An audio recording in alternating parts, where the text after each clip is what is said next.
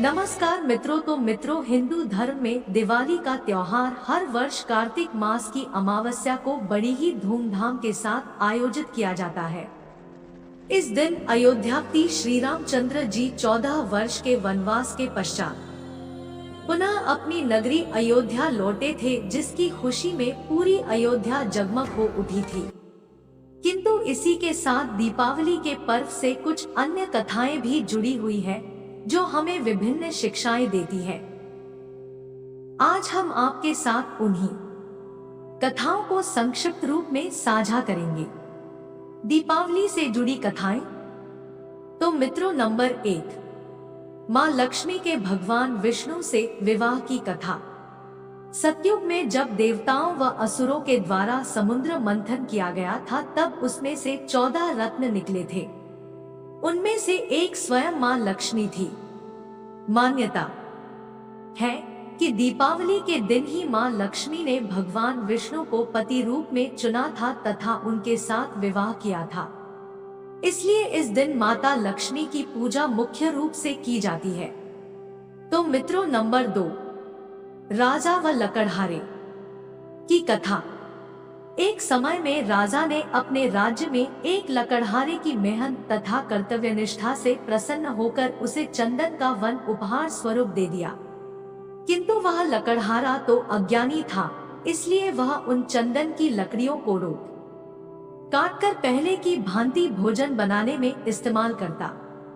जब राजा को अपने गुप्तचरों के माध्यम से यह बात पता चली, तो उसे ज्ञान हुआ कि धन की महत्ता वही होती है जहां विद्या व का भी निवास हो।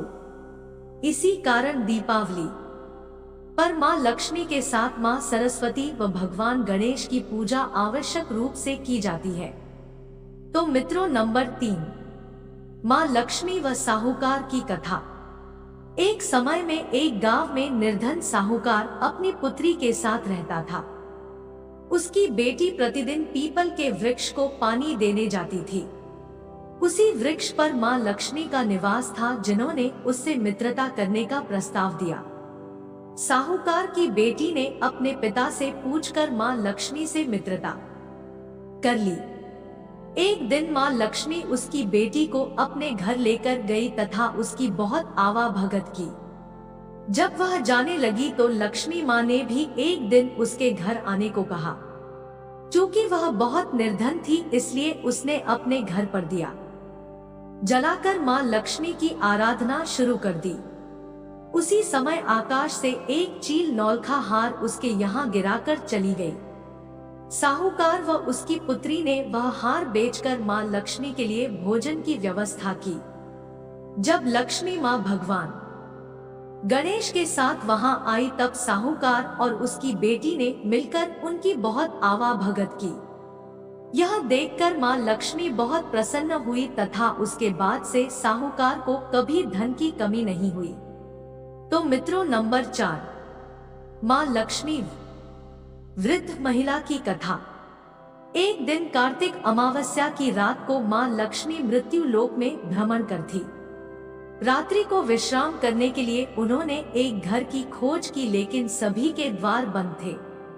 तभी उन्हें दूर एक वृद्ध महिला की झोपड़ी दिखाई दी, जिसका द्वार खुला था व एक दीपक जल रहा था। मां लक्ष्मी वहां गई तो देखा वह चरखा चला रही है।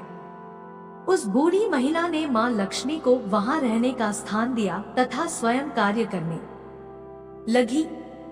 सुबह उठकर जब उस बूढ़ी महिला ने देखा तो लक्ष्मी मां वहां से जा चुकी थी तथा उसकी झोपड़ी एक भव्य महल में परिवर्तित हो चुकी थी। इसलिए लोग दिवाली की रात को अपने घर के द्वारों को खुला रखते हैं, ताकि लक्ष्मी माता उनके घर आए। तो मित्रों, नंबर 5, देवराज इंद्र व राजा बलि की कथा। यह कथा सतयुग के समय से जुड़ी ही है। उस समय पाताल लोक पर राजा बलि का अधिकार था, जिसका देवराज इंद्र से युद्ध होता रहता था। एक समय जब देवराज इंद्र उस पर भारी पड़ने लगे, तो वे अपनी जान बचाने के लिए एक निर्जन स्थल में एक घर में जाकर छुप गए। वहां वह गधे का वेश बनाकर छुप गए थे। जब देवराज इंद्र वहां पहुंचे तो उस गधे को देखकर उससे बातचीत करने लगे। तभी राजा बलि के शरीर से एक स्त्री बाहर निकली जो कि माता लक्ष्मी थी। उन्होंने बाहर आकर कहा कि अब वे यहाँ निवास नहीं कर सकती क्योंकि वे वही निवास करती हैं जहाँ आलस्य, क्रोध, वैमनस्य इत्यादि का भाव न हो। यह कहकर माता लक्ष्मी वहां से चली गई। इससे माता लक्ष्मी का तात्पर्य था कि जो व्यक्ति धर्मों तथा अच्छे गुणों वाला होता है, माता लक्ष्मी का केवल वही वास होता है। तो मित्रों, नंबर 6, राजा व साधु की कथा। एक दिन एक साधु को धन व वैभव की लालसा हुई तो उसने माता लक्ष्मी की तपस्या की। उसकी तपस्या से प्रसन्न होकर माता लक्ष्मी ने उसे जल्दी ही धन मिलने का वरदान दिया।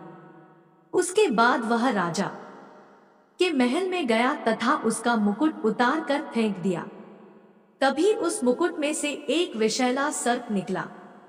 यह देखकर सभी उस साधु पर अत्यधिक प्रसन्न हुए तथा राजा ने उसे मंत्री पद दे दिया। कुछ दिनों के पश्चात उस साधु ने सभी को महल से बाहर जाने को कहा तथा वह राजा का हाथ पकड़कर बाहर ले गया। थोड़ी देर में ही एक भीषण भूकंप आया तथा वह महल धराशायी हो गया। साधु की इस बुद्धिमता से सभी प्रभावित हुए तथा राजा ने उसे बहुत सारा धन व एक विशाल भवन रहने को दिया। किंतु धीरे धीरे उसमें अहंकार आने लगा। इसी अहंकार में उसकी बुद्धि भ्रष्ट हो गई तथा वह मूर्खतापूर्ण कार्य करने लगा। यह देखकर राजा ने उसे कारावास में डलवा दिया। इससे दुखी होकर साधु ने मां लक्ष्मी की आराधना की तो मां लक्ष्मी ने उससे कहा कि तुमने मेरी तो पूजा की लेकिन बुद्धि के देवता गणेश को पूजना भूल गए। इस प्रकार उस साधु को यह ज्ञान हुआ कि धन व वैभव तभी टिकता है जब मनुष्य अपनी बुद्धि व विद्या का उचित प्रयोग करे। तो यह सभी कथाएं दिवाली के पर्व से जुड़ी हुई मानी गई है, जिससे हमें कई प्रकार की शिक्षाएं मिलती है। इसलिए हमें कभी भी अपने जीवन में धन का लोभ नहीं करना चाहिए तथा जितना मिले उसमें संतुष्ट रहना चाहिए। बाद बकी धनेबल।